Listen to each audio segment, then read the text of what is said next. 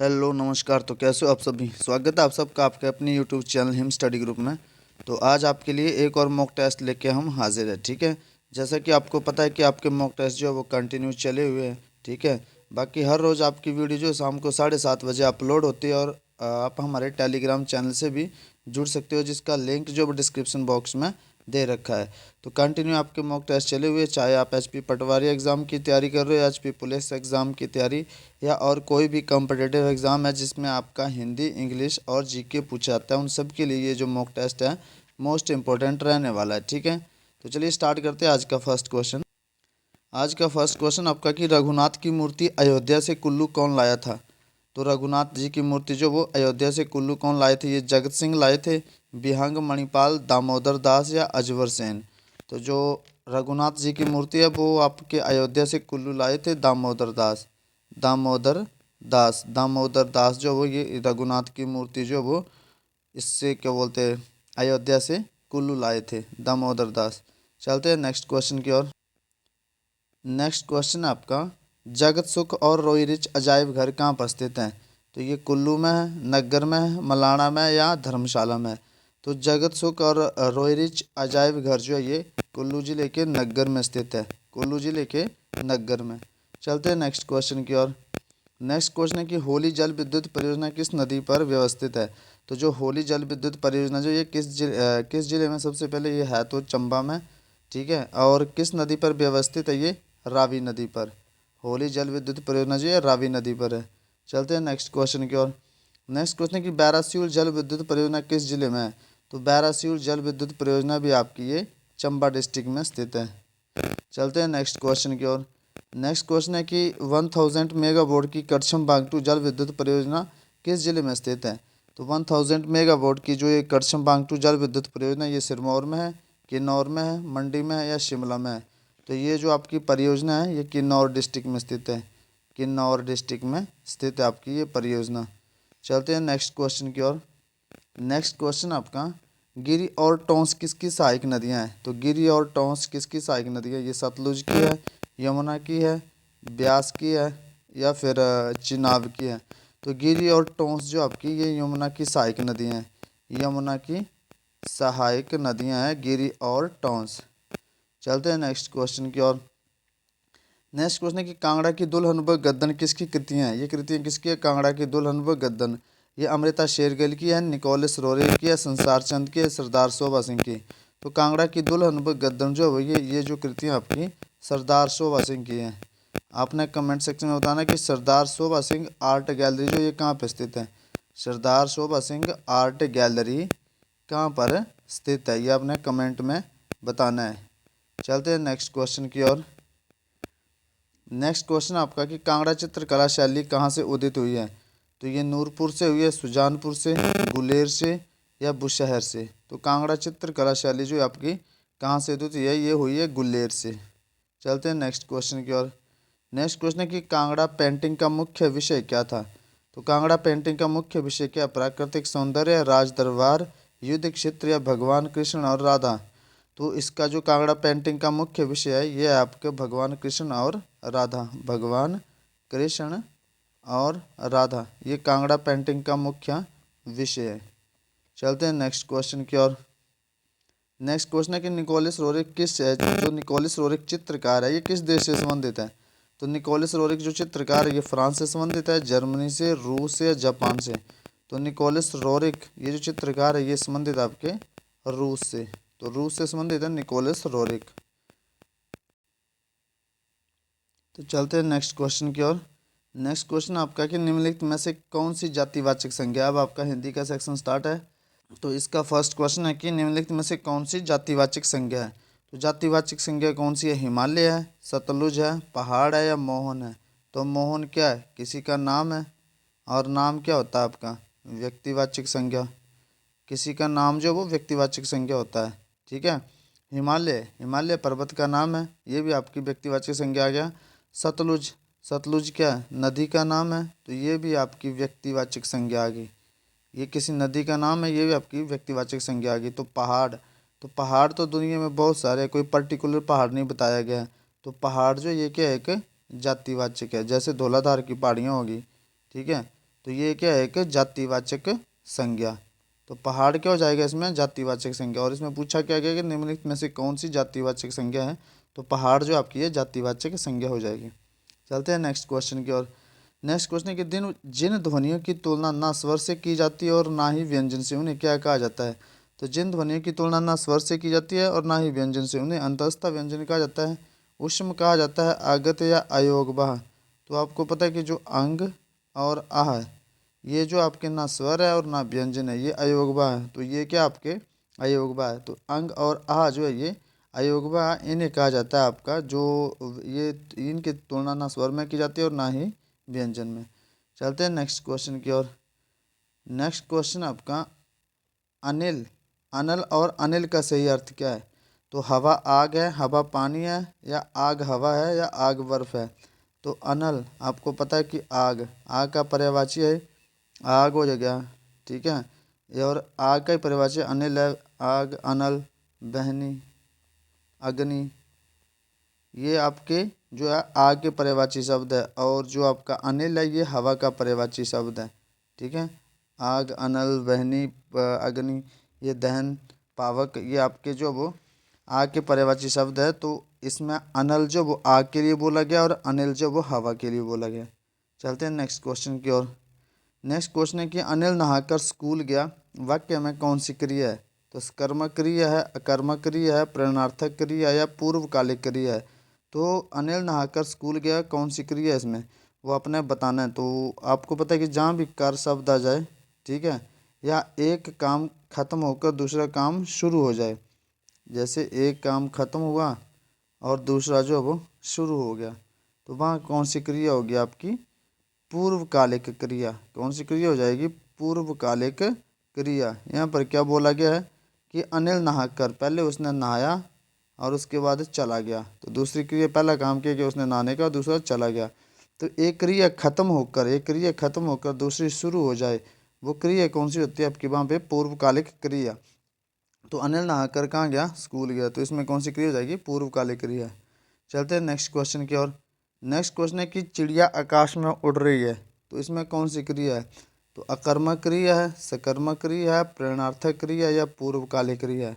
तो पूर्वकालिक क्रिया के बारे में आपको बता दिया कि एक क्रिया खत्म होकर दूसरी शुरू होती है।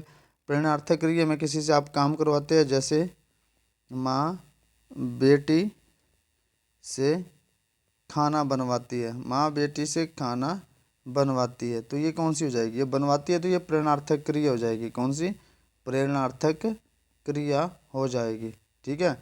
और अकर्मक क्रिया, जिसमें कर्म की आवश्यकता नहीं होती, जिसमें कर्म नहीं होता। और सकर्मक क्रिया जो कर्म के साथ होती है, जिसमें कर्म होता है। यहाँ पूछा गया चिड़िया आकाश में उड़ रही है, तो चिड़िया आकाश में उड़ रही है, इसमें कोई कर्म नहीं हो रहा है, ठीक है। कोई कर्म का ट्रांसफ़र किसी दूसरे पे नहीं हो रहा है।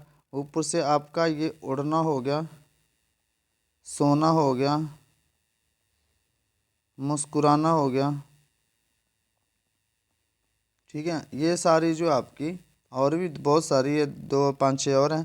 तो ये सारी जो आपकी ये अकर्मक क्रिया है। और अकर्मक क्रिया जो होती है जिसमें कोई कर्म नहीं होता। तो चिड़िया आकाश में उड़ रही है, इसमें कोई कर्म नहीं हो रहा है, तो ये जो आपकी अकर्मक क्रिया है, ठीक है। जैसे किसी दूसरे के ऊपर कर्म ट्रांसफ़र हो जाए तो वो कर्मक होती है। जैसे नेहा खाना खा रही है, मैं लिखता हूँ यहाँ पे नेहा खाना खा रही है, नेहा खाना खा रही है, ठीक है। तो नेहा खाना खा रही है, इसमें क्रिया कौन सी हो जाएगी, इसमें हो जाएगी सकर्मक क्रिया। क्यों, क्योंकि ये खा रही है तो असर किस पे पड़ रहा है, खाने पे। खाना क्या हो रहा है, कम हो रहा है, ठीक है। तो असर पड़ रहा है खाने पे, तो ये क्रिया सकर्मक हो जाएगी। अब जैसे मैं बोलता हूँ कि नेहा हंसती है, नेहा हंसती है, तो यहाँ पे कर्म का कोई किसी पे असर पड़ रहा है, नहीं पड़ रहा है, इसमें कर्ता पर ही इसका असर पड़ रहा है।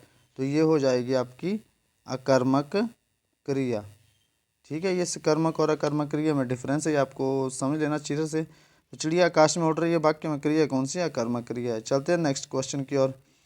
नेक्स्ट क्वेश्चन है कि ब कौन सी ध्वनि है। तो कंठ्य है, मूर्धन्य है, ओष्ठ्य है या दंत्य है। तो आपको पता है कि प हो गया, फ हो गया, ब हो गया, भ हो गया और म, ये सारी कौन सी ध्वनियाँ आपकी ओष्ठ्य ध्वनियाँ है। कौन सी ध्वनियाँ आपकी ओष्ठ्य ध्वनियाँ हैं। ये सारी आपकी जो ओष्ठ्य ध्वनियाँ और वर्ग कौन से आते हैं, प वर्ग में, प वर्ग में आएंगी और ध्वनियाँ कौन सी होंगी, ओष्ठ्य ध्वनियाँ। तो ब कौन सी ध्वनि हो जाएगी आपकी, ओष्ठ्य। चलते हैं नेक्स्ट क्वेश्चन की ओर। नेक्स्ट क्वेश्चन है कि हे प्रभु मेरी इच्छा पूरी कीजिए, वाक्य में कौन सा कारक है। तो कर्म कारक है, अधिकरण कारक है, संप्रदान कारक है या संबंध कारक है। तो इनमें से कोई भी नहीं है, ये जो आपका संबोधन कारक है। कौन सा कारक है, संबोधन कारक है।